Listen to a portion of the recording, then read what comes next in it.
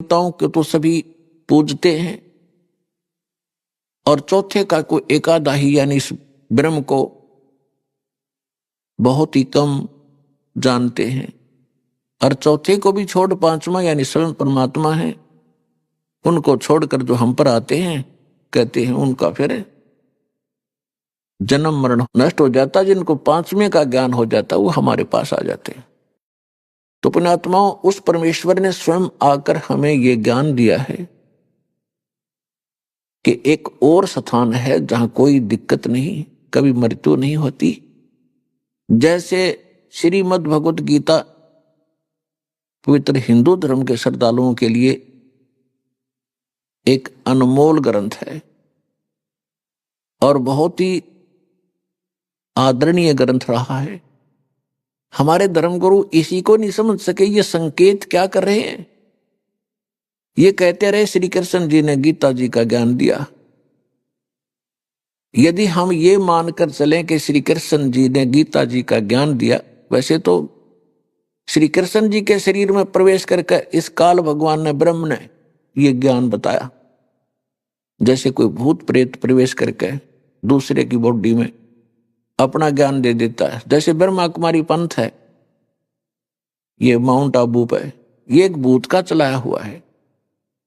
किसी में एक भूत आता है, कोई माई में या किसी भगत में, और वो अपनी अटपट बकवास करके चला जाता है। तो इसी प्रकार वो काल श्री कृष्ण जी में प्रवेश करके बोल रहा था।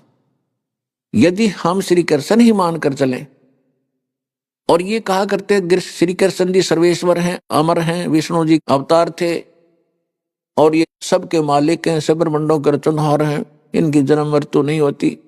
श्रीमद् भगवत गीता अध्याय नंबर 2 श्लोक 12 में, श्रीमद् भगवत गीता अध्याय नंबर 4 श्लोक 5 और 9 में, श्रीमद् भगवत गीता अध्याय नंबर 10 के श्लोक नंबर 2 में गीता ज्ञानदाता कहता है, अर्जुन तेरे और मेरे बहुत जन्म हो चुके, तो नहीं जानता, मैं जानता हूं। तो ये खाक थे हमारे धर्मगुरु, इस सदग्रंथ को नहीं बता सके ढंग से। ये कहना क्या चाह रहे? गीता ज्ञानदाता कहता मैं नासवान तू भी नासवान है। फिर क्या बताया है कि परमात्मा जो वास्तव में अविनाशी परमात्मा तो कोई और है। गीता अध्याय नंबर 15 के श्लोक नंबर 16 और 17 में और गीता अध्याय नंबर 15 के श्लोक 1 से 4 में यह बताया कि उल्टा लटका हुआ संसार रूपी वृक्ष है, ऊपर को उसकी जड़ है और नीचे को 3 गुण रूपी शाखा है।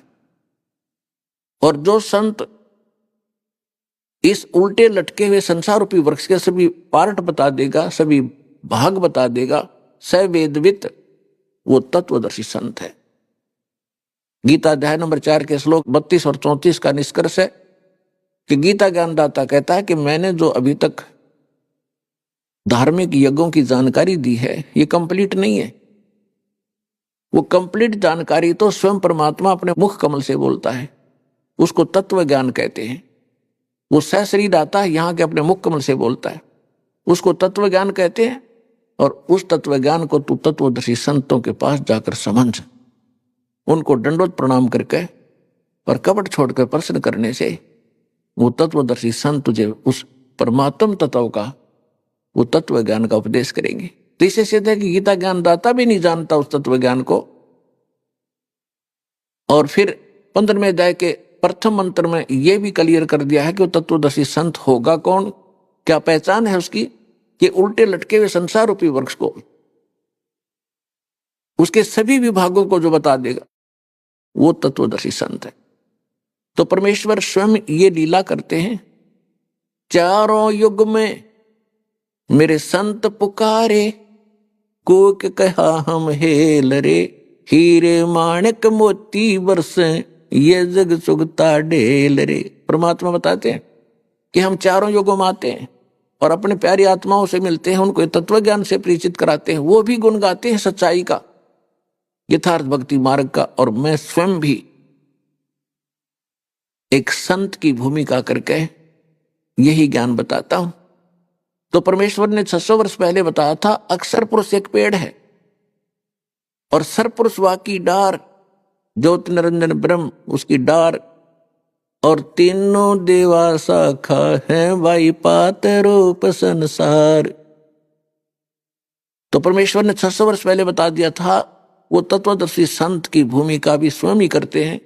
ये सभी वेद गवाही देते, आपके बहुत बार रूबरू किया है कि वेदों में यही प्रमाण है कि परमात्मा ऐसी लीला करता है। सशरीर सतलोक में बैठा है, वो वहां तेजो में लोक है, ऐसी पृथ्वी जैसी ये है, लेकिन उसका मटेरियल अविनाशी है।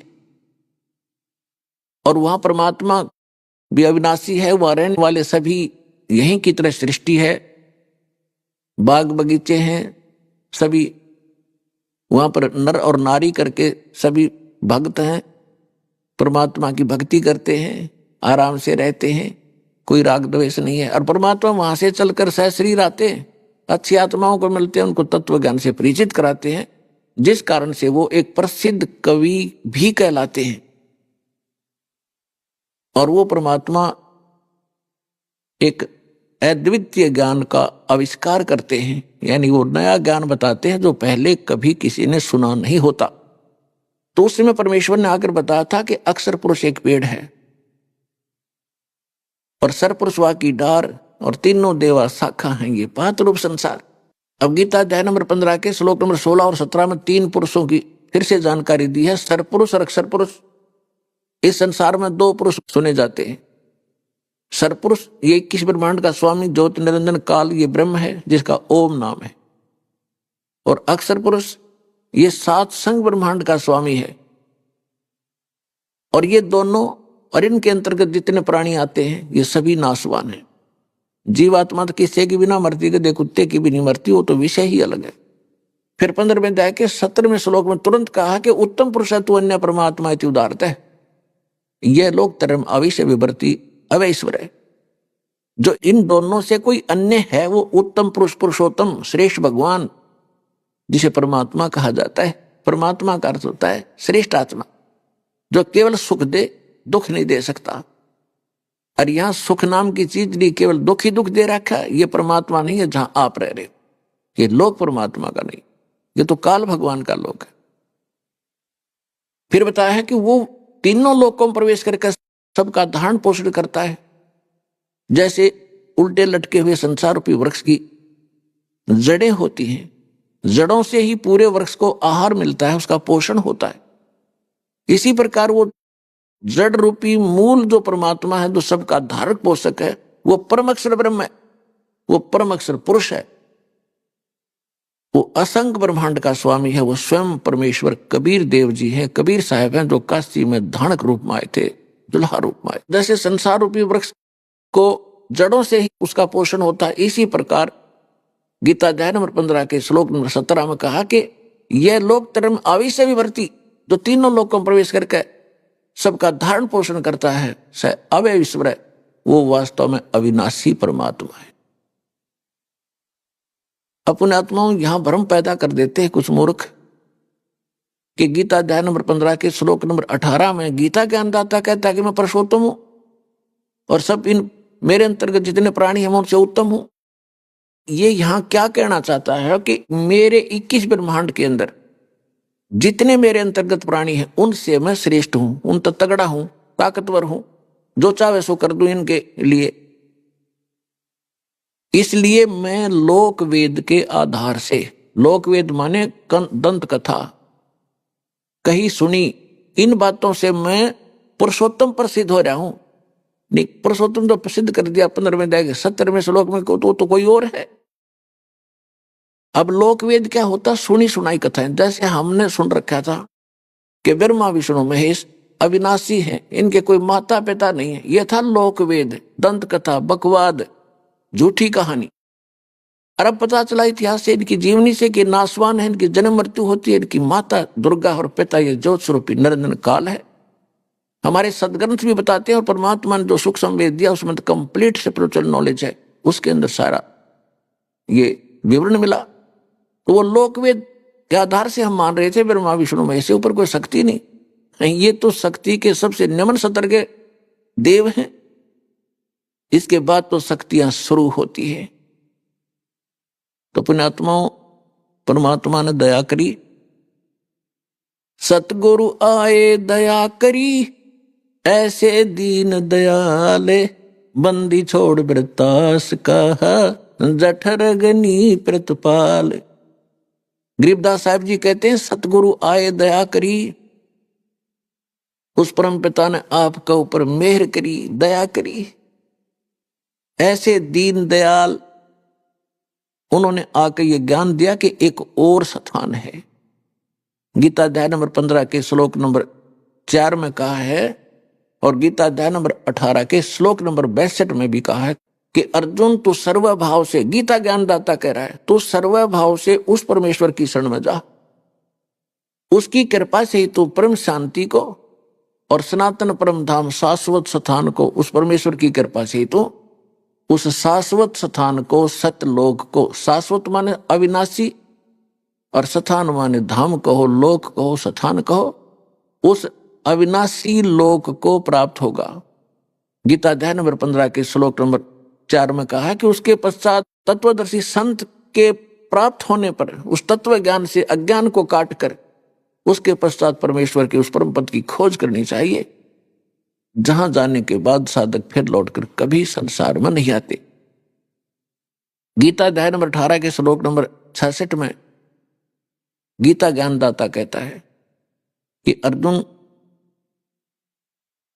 तो मेरे सतर की जो भक्ति है, सर्वधर्मान परित्यज्य माम, मेरे सतर का जो ओम नाम का जाप और यज्ञ आदि तू करता है, ये मुझे दे दे यदि तूने उसकी शरण में जाना है तो। पुण्यात्माओं, गीता ज्ञानदाता कंप्लीट स्पिरिचुअल नॉलेज नहीं रखता।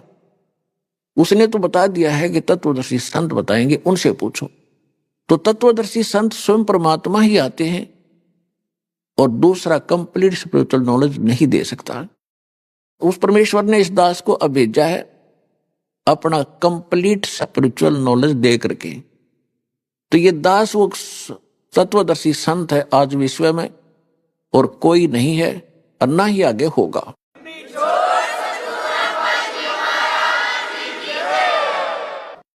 तो इसमें क्या बताया है कि जैसे गीता ज्ञानदाता ने गीता अध्याय नंबर 8 के श्लोक नंबर 13 में अपनी साधना बता दी, ओम इति एकाक्षरम ब्रह्म व्यवहारण माम अनुस्मरण ये प्रियाति तजन देहम सयाति परमाम गतिम। मुझ ब्रह्म की, गीता ज्ञानदाता ब्रह्म है, इसमें स्पष्ट भी हो गया है कि मुझ ब्रह्म का केवल एक ओम मंत्र है, नथिंग एल्स, और नहीं कुछ भी। और जो अंतिम श्वास तक इसका सेवन करता हुआ शरीर छोड़कर जाता है तो वो परम गति को प्राप्त होता है। कौन सी परम गति को? जो ओम से होती है। ओम के जाप से ब्रह्मलोक प्राप्त होता है। श्री देवी भागवत चाहिएगा, विहितापुरा, सच्चिदानंद घर्म ब्रह्म परम अक्षर ब्रह्म के पाने का 3 मंत्र का जाप का निर्देश है। निर्देश माने फाइनल, नथिंग एल्स, और कोई अटपट नहीं उसके साथ। 3 मंत्र का। परमात्मा कहते हैं जो जन मेरी शरण है ताका हूं मैं दास, और गेल गेल लग गया फिर जब तक धरती आकाश। तो परमात्मा आपके पीछे फिर रहे। 600 साल पहले गली गली में घूमा करते थे, तारा ले रे कल्याण मन ने की कर ले दो